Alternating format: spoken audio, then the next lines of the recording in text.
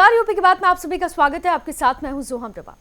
गोरखपुर में लगातार हो रही बारिश ने जहां आम लोगों की जिंदगी को मुश्किल बना दिया है, तो वहीं राप्ती नदी के किनारे बने बहुआबर बंधे पर बड़ा खतरा मंडरा रहा है। नदी के किनारे जिन स्थानों पर हाल ही में बांधों की मरम्मत की गई थी, वहां अब दरारें साफ तौर पर दिखने लगी हैं। जब हमारी टीम वहां पहुंची तो सिंचाई विभाग की लापरवाही और भ्रष्टाचार का एक ऐसा चेहरा सामने आया जिसे नजरअंदाज नहीं किया जा सकता। गोरखपुर में बीते कई दिनों से हो रही मूसलाधार बारिश ने आम जनजीवन को बुरी तरह से प्रभावित कर दिया है। राप्ती नदी अपने उफान पर है और इसी के किनारे स्थित बहुआबर बंधा टूटने की कगार पर पहुंच गया है। ये तस्वीरें खुद गवाही दे रही हैं कि जिन बंधों की मरम्मत हाल ही में की गई थी, वहां बड़ी बड़ी दरारें साफ नजर आने लगी। सवाल उठता है कि आखिर ये कैसी मरम्मत थी। मानसून की शुरुआत हो चुकी है और नेपाल से भी भारत की नदियों में पानी छोड़ना शुरू कर दिया गया है। ऐसी स्थिति में गोरखपुर राप्ती नदी का जलस्तर धीरे धीरे बढ़ता हुआ दिखाई दे रहा है। बता दें कि 15 जून तक सिंचाई विभाग की तरफ से पूर्वांचल के सभी जिलों में बांध मरम्मतीकरण और नवीनीकरण के कार्यों को अंतिम स्वरूप दिए जाने का डेडलाइन घोषित किया गया था, लेकिन चौरी चौरा स्थित बहुआबर क्षेत्र में बांधों पर आधे अधूरे कार्य दिखाई दी। मिट्टी जो डलवाई गई है वो मिट्टी भी दरकती हुई दिखाई दी।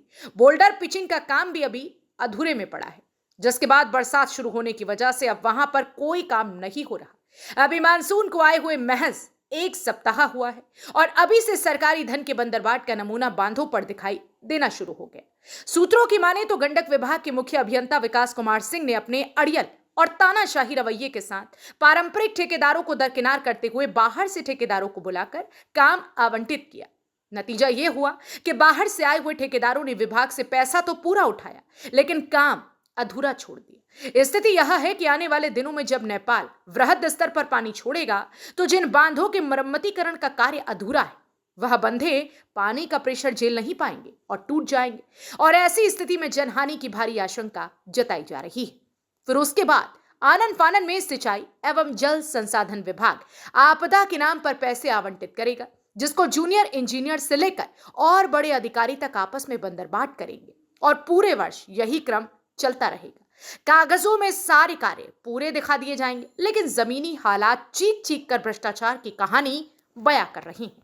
नमस्कार, आप देख रहे हैं यूपी की बात। मैं हूं आपके साथ प्रदीप। मैं इस समय गोरखपुर के चौरी चौरा स्थित राप्ती नदी के ठीक समीप खड़ा हूं और मैं आपको दिखाना चाहूँगा कि सिंचाई विभाग किस तरह से हीला हवाली करते हुए पैसे की जो सरकार के द्वारा पैसा है, उस पैसे का बंदरबाट किस तरह किया हुआ है। आप एकदम स्पष्ट रूप से देखिए कि 15 जून तक बंधे के मरम्मतीकरण का ये डेडलाइन मिला हुआ था, लेकिन वर्तमान समय में आज 3 दिनों से निरंतर जो है पूरे दिन बारिश शुरू हो चुकी है। गोरखपुर में बारिश हो रही है, नेपाल भी धीरे धीरे पानी छोड़ रहा है।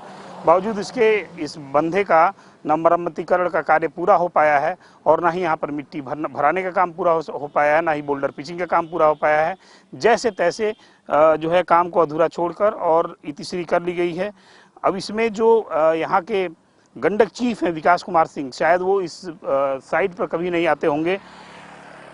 आपको बता दें कि इस तरह से तमाम जो है ये सिर्फ एक वानगी नहीं है, तमाम ऐसे उदाहरण आपको देखने को मिलेंगे जो निश्चित रूप से सरकार के द्वारा दिए जा रहे पैसे का बंदरबाट बहुत ही आसानी से करते हुए नजर आते हैं।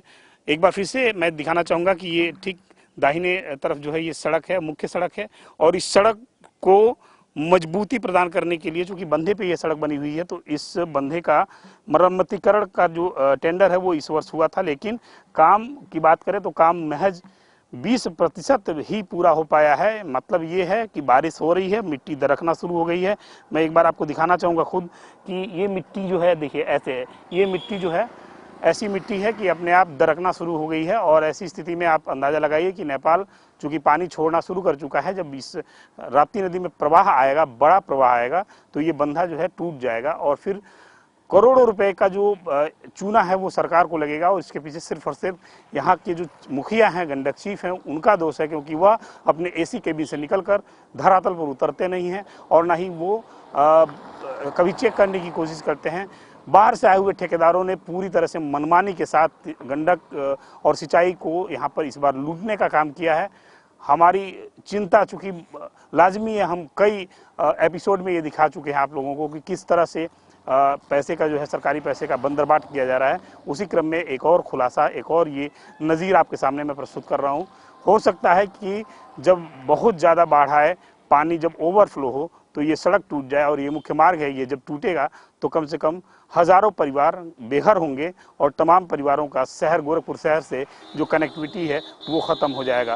फिर उसके बाद सरकार से आपदा के नाम पर तमाम पैसे लिए जाएंगे और उनका बंदरबाट शुरू हो जाएगा। अपने सहयोगी राहुल के साथ मैं प्रदीप, गोरखपुर। तो देखा आपने कि कैसे सरकारी फाइलों में मरम्मत पूरी दिखा दी गई है, लेकिन जमीन पर महज 20% काम भी नहीं हो पाया। तो वहीं राप्ती नदी के बहुआबर बंधे पर अगर जल्द ही कार्रवाई नहीं हुई तो कोई बड़ी आपदा किसी भी वक्त दस्तक दे सकती है। सवाल ये उठता है कि जब जनता का पैसा लगाकर सुरक्षा की गारंटी दी जाती है तो फिर ऐसे भ्रष्ट सिस्टम में कौन है असली जिम्मेदार? गंडक विभाग के मुख्य अभियंता विकास कुमार सिंह की तानाशाही हो या फिर बाहर से आए ठेकेदारों की मिलीभगत? जवाबदेही तय होनी चाहिए। यूपी के बाद सवाल पूछता है, और क्या इन अधिकारियों और ठेकेदारों पर कार्रवाई सख्त होगी या फिर अगली बारिश तक भी ये फाइलें यूं ही रख दी जाएंगी? फिलहाल के लिए इस खबर में सिर्फ इतना ही। आप देखते रहिए यूपी की बात।